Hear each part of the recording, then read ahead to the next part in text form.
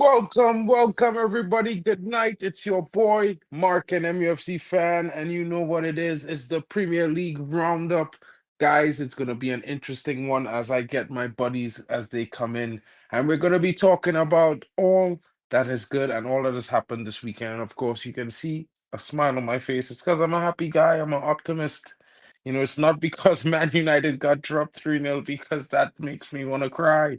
But it's been an interesting one, guys. And like I can tell you, I can say there has been lots of information, lots of different surprises this weekend. And who's to say, some good performances from different teams, good performances from managers, but not really good performances from Man United. It's a difficult one and a difficult time to be a Manchester United fan, and if you know what I mean. And a lot of times, you would find it very difficult to keep your head on your shoulders and not react weirdly or unorthodoxly. But I mean, at the same time, for me, guys, what I can say to you has been a difficult one. The season start has not been good, but you know, I would say the same thing that I said for the last manager. This manager needs time. It's pretty early in the season. He had some new players coming in, and it's not really yet that right moment for them, and yes, we're not looking the best. We did lose 3-0. We got dropped off from Man City, but it can get better, guys. You know what I mean? But let's talk about the different games this weekend. There were lots of interesting performances this weekend. A lot of interesting games happening. Of course, let's start with Chelsea. Of course, Chelsea Dan is not here. And what can I say? I watched the game. Brentford, a team that everyone expected to be dropped up by Chelsea, came out of the blocks very quickly. The first half, Brentford was very good in their performances. And shout out to Chorus in the building. Bless up to you, my brother. I hope you're well. You know what I'm saying? And I would say to you guys that, I, for one, did not expect that performance from Brentford.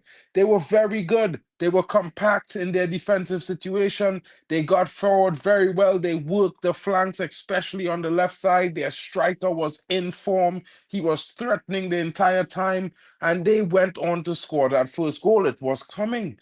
Chelsea had a decent performance. I have to say, Chelsea is one of those teams that I predicted would be in the top four, possibly in a title race this season.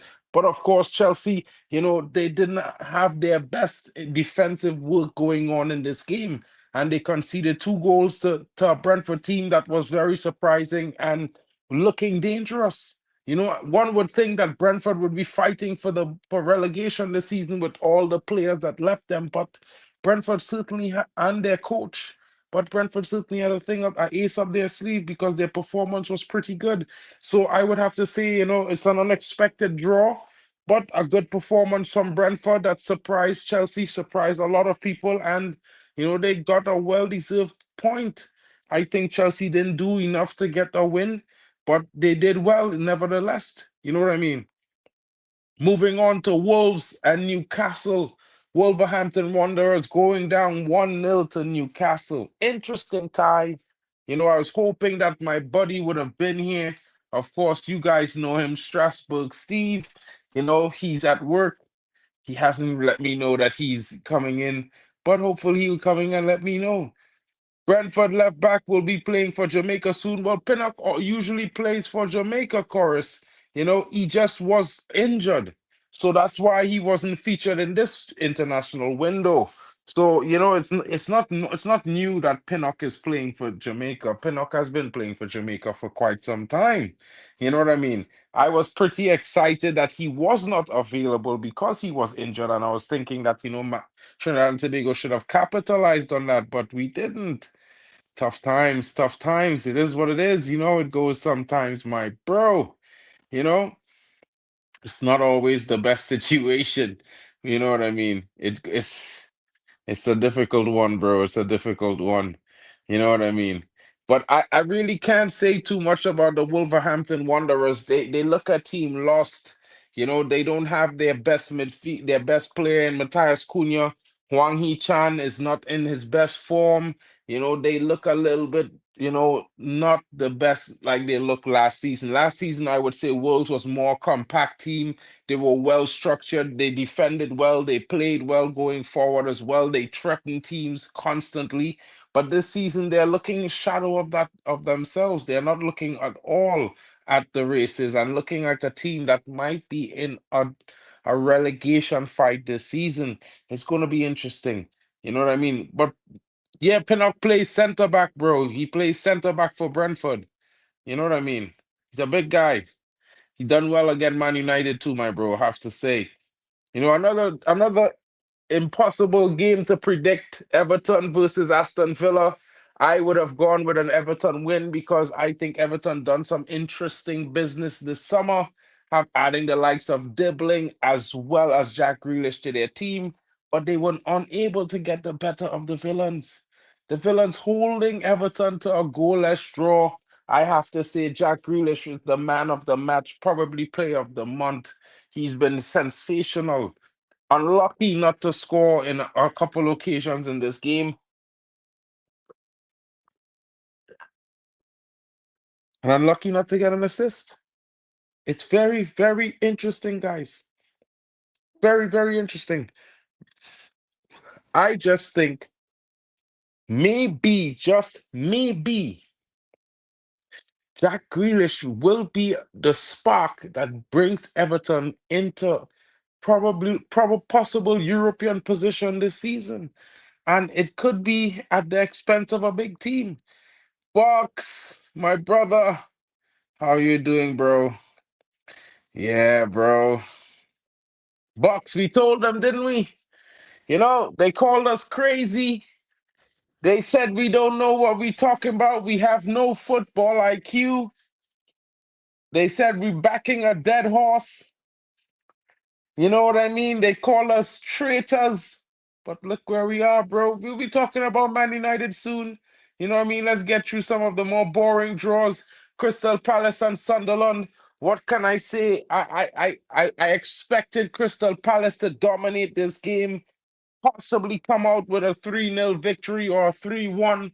Sunderland showing up very, very interesting as well. They came up from the championship this season. Of course, Drex, when you're ready, you could just come to the stage, broski. Just jump in whenever you're ready. You know what I mean?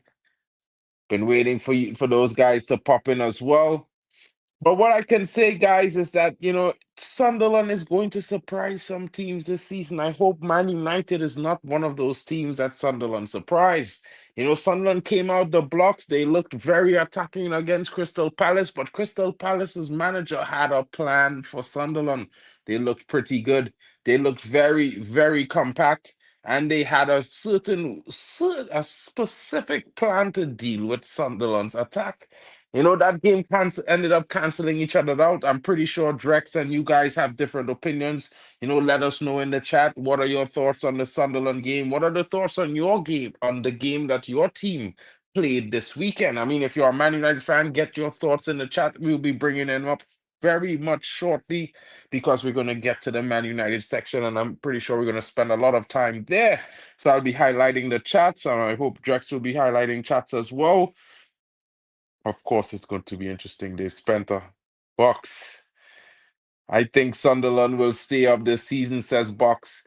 I mean, I can't disagree with you. I think Drex and all agree. Drex and all has his one of his teams to stay up this season will be Sunderland. I actually picked Burnley and Leeds because I think Leeds has an interesting team.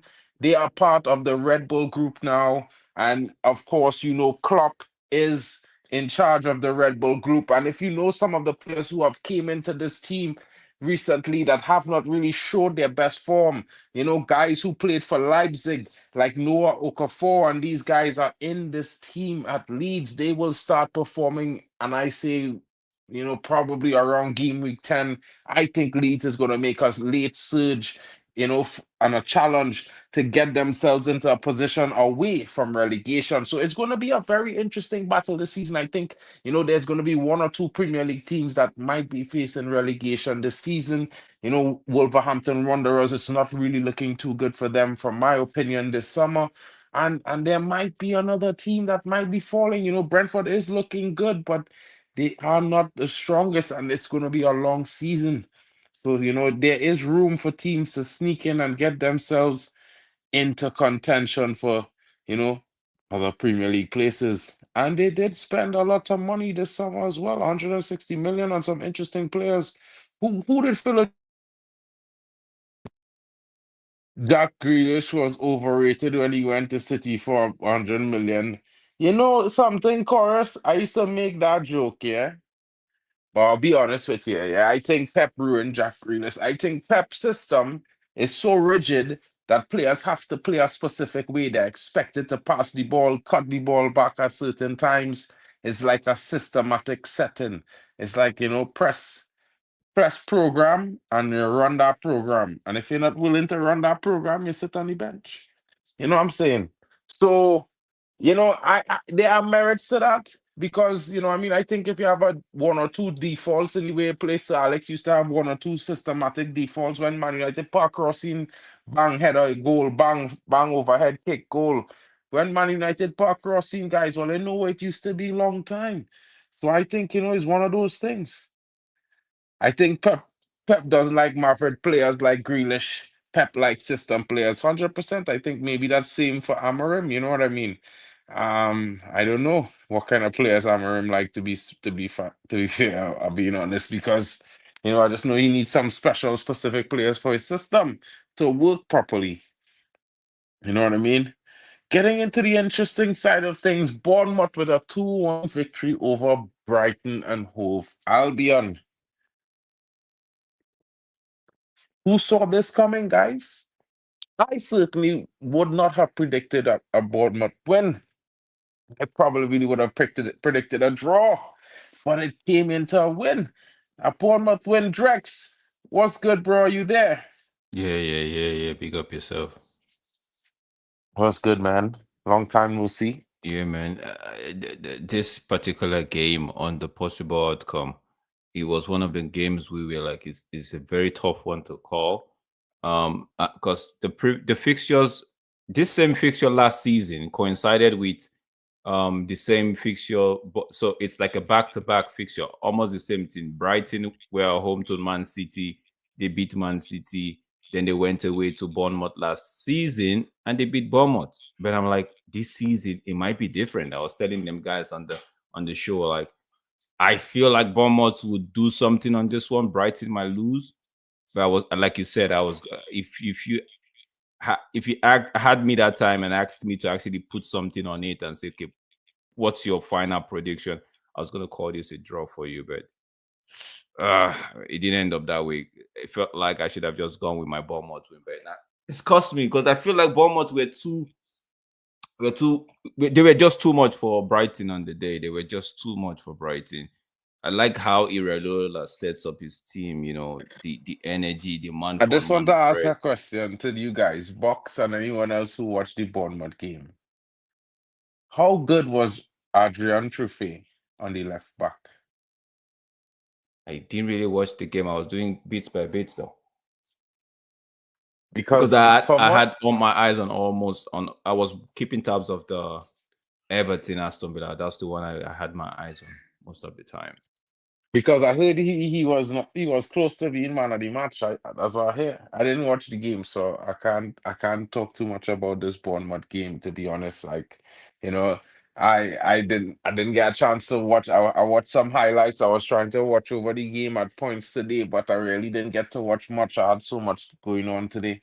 But yeah, I mean, that's a player that I wanted Man United to bring in. He was 13 million euros at Rennes.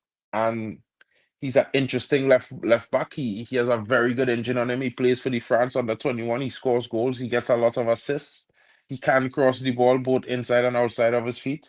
And you know, we didn't buy this guy I would just say Brighton on the ninth were poor. I would just say that it's Semenyo had one goal, or I think was it both goals or one? Yeah, I would just say because overall, right, Clivert, Semenyo, I think Van Nielsen, they were pushing. the Bournemouth defenders, especially the two centre backs, they were good on the night as well.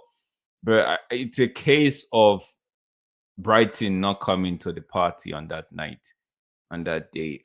But Hmm. again, they were playing away from home, so you expect the home team to kind of dominate. And coming into Bournemouth they've had a good start to the season. So yeah, I yeah, think Bournemouth was just a better team on the night. I yeah, mean, yeah, yeah. I think if we say Brighton didn't come to the party, I think it kind of takes away from Away Bournemouth's from Bournemouth. Yeah, performance. yeah, yeah, yeah. True, But true, I true. mean, I like to be honest, and I mean, sometimes I know Brighton is a team that a lot of people expect to win.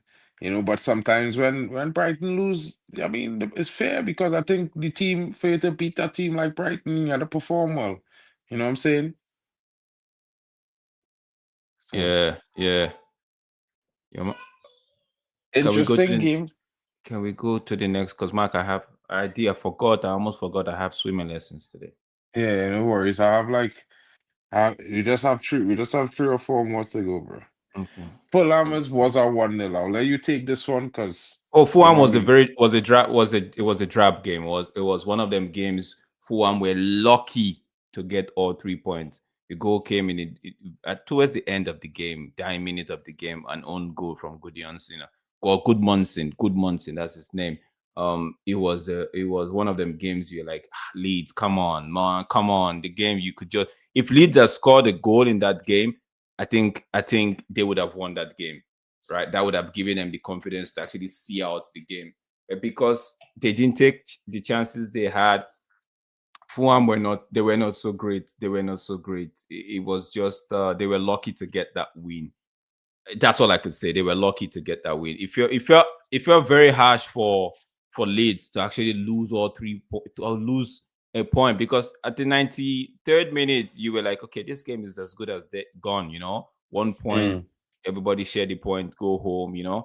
But nah, man, right at the death, bro, right at the death. But if you look at the game, the picture tells a different story because ball possession 54 for Fulham. Leeds had 46 possession, pretty much balanced game. Total shot was 5 for Fulham, 10 for Leeds. 3 shot apiece on target.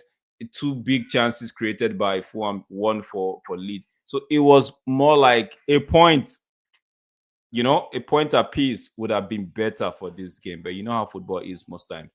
It's not hmm. always how you want the result to go. Football is a very, very, very tricky sport. You might play so good and end up losing. So it is, but I just feel like luck was on Lady Luck was on Fulham's side on that night. Maybe That going could back to be what happened to them at Chelsea, Lady Luck was like, you know what, I'll give you this one. probably, because to be honest, bro, I would say it like this, yeah.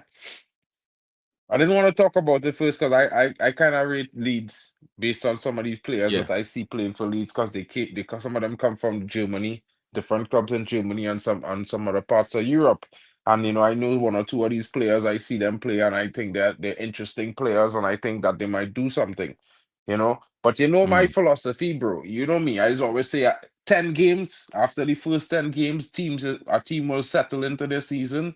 Sometimes they might have a lightning start, but after 10 games is when I really start to judge a team. Of course, I'm really emotional this season because Man United going through it, but at the same time, that's the logic I try to go on. And I feel like, you know, even no matter how we try to talk about the modern game, teams will drop points. This is our World Cup year, and top teams have to play each other. Somebody must win, somebody must lose. They might even draw, and both teams drop points. So it's a situation where lose 10 games, having a fluctuation in the first 10 games. You just get your feet wet. The players just get match fit. You just get to a position where you know where you are. You know what you have to do, and now you just have to do it. And I think that a lot of teams after the first 10 games will start to show their true selves, what good or bad, whoever that may be. You know what I mean? But moving on from Fulham, interesting game. Arsenal, big game, 3-0 versus Tottenham. Who would have thunk that? I certainly No, would oh, not. you didn't think that? Oh, bro, I thought about that, bro. No, but you see, I did, bro. I Drex, did. you know why? You know why I would not think that initially? Because it's Nottingham Forest.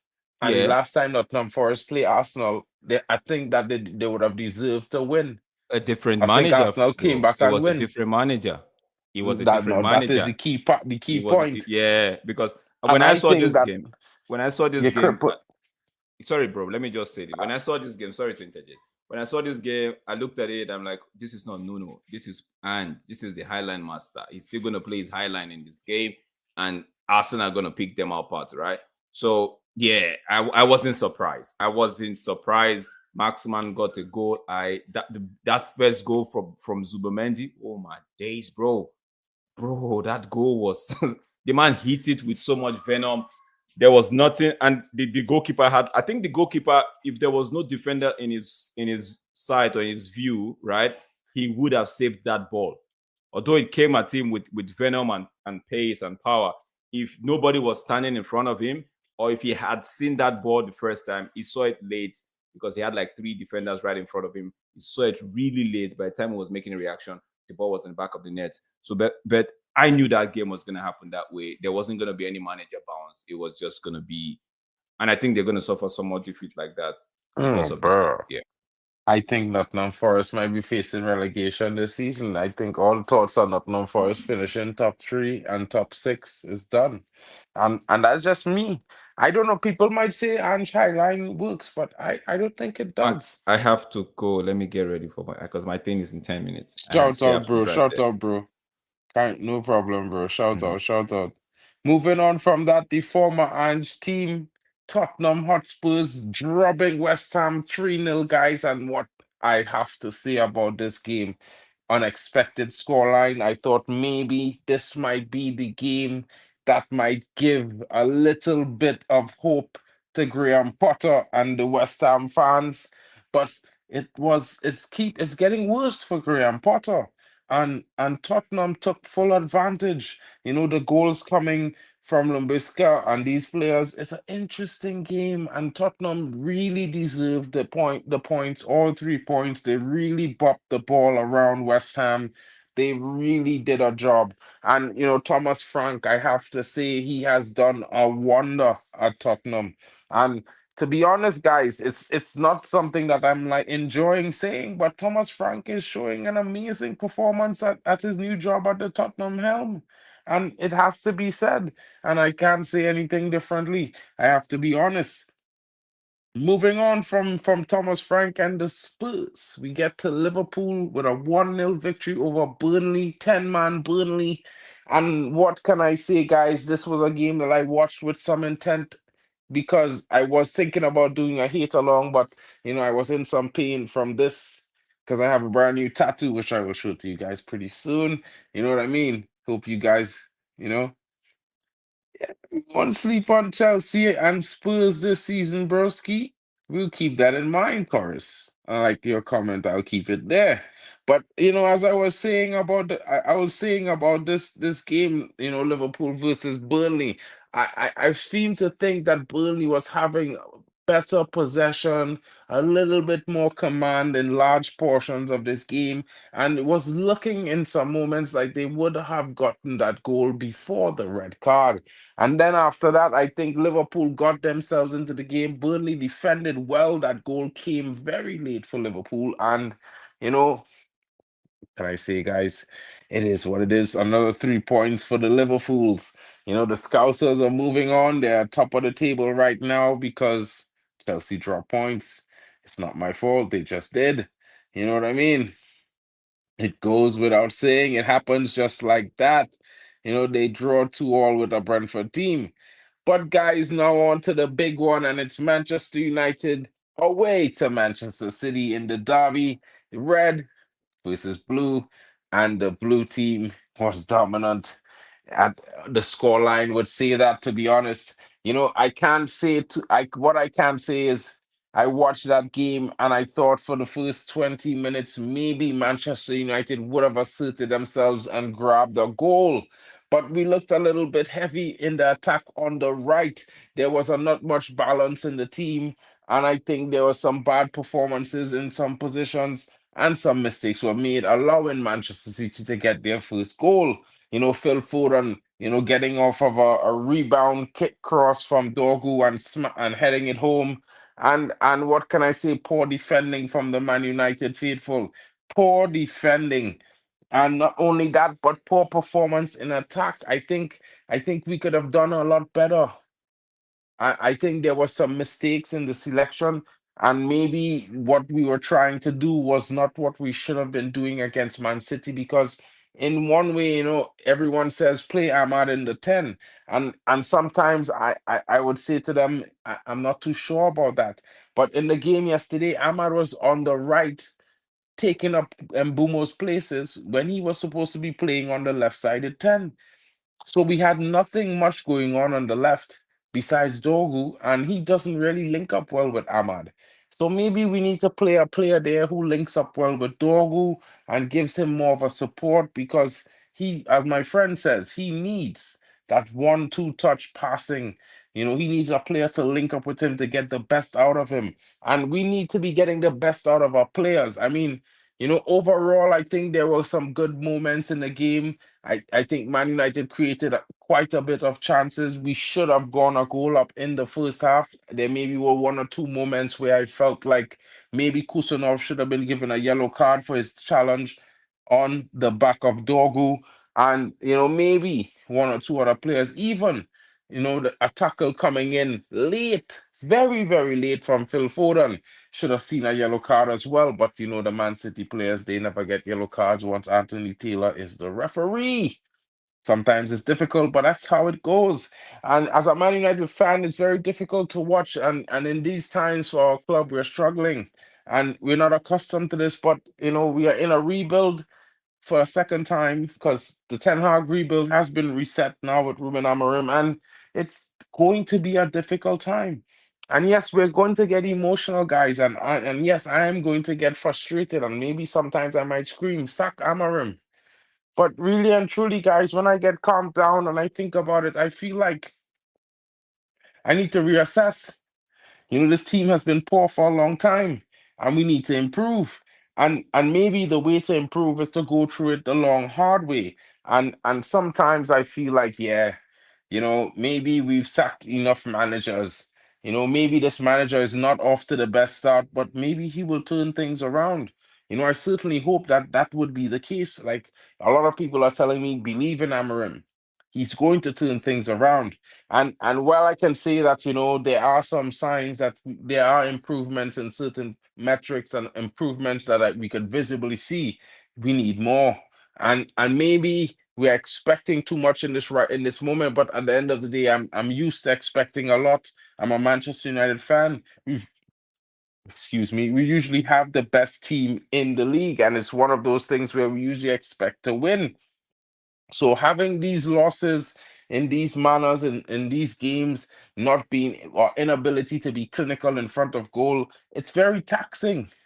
And I could say that I'm pretty sure that a lot of Man United fans feel the same way that I do. I mean, some of you might not have might not be on a YouTube channel, but you might be in the chat. You can let us know. We'll be there. We are all alike. You know what I mean? We might have different, nationalities, but we're one united family. You know what I'm saying? So I don't know what your thoughts are, but maybe if you have some time, let me know in the chat or the non-live section. Come back after you think about it, and let's write it down and let us know what you think. You can post it to my page as well. All subscribers can now and are now able to post to my page. You know, what is wrong with Man United? As a Man United fan, what do you think is wrong? How can we fix this? Solutions is usually the best policy. And what can I say, guys? It's one thing that we find solutions, but it's another thing that we only make criticisms, because at the end of the day, criticisms without solutions are just critics. It's you know what I mean? And what are your thoughts on Ruben Amorim? What does he need to do to get United to score goals? We know Ruben Amorim wants to stick with his current style of play. I have no problem with that. I think we have enough players that there are options for each position, and I think we need to start using those options for each position rather than changing players here and moving them there when they're starting to show good performances in the position that they were playing previously. So, for me, taking Amrad out of the right wing back was a bad move. But, putting him back there, we could see why he's earning that position. Maybe he should play more in that position and not play in the 10. Maybe Ruben Amorim needs to put Xerxes in the 10 for the next game. Let's see what happens. Hopefully there are changes to be made. And hopefully, even if he sticks with the system, he gets the right starting 11 and gets the right substitutions at the right time. Because at the end of the day, guys, you know, we are United fans. We want to win. And the Premier League is 38 games, and this is game week 4. And we have just ended, and we are now behind the top by 5 points in some instances, or 4 points in instances, depending on first, second, or third. And we need to improve. But maybe, just maybe, our team is growing into the season. So we'll see how it goes. We'll be here for the journey. Join me, smash a like, subscribe.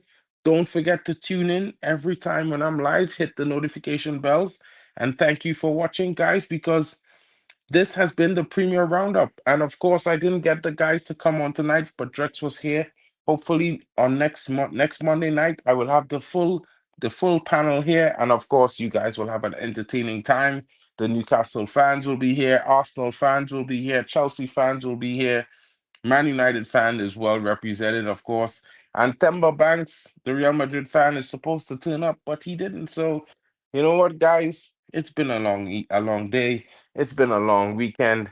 And of course, we haven't got the results that we wanted. In some instances, some of us lost, some of us drew, some of us won. But Man United, we lost the derby 3-0. It's a tough time. I hope you guys have a great night. Shout outs to you. Thank you for watching. This is your boy MarkN MUFCFAN, and you know what to do. Smash the likes and subscribe. And don't and you know what? The road to 2K is here. Smash a share and help us get there. Big up.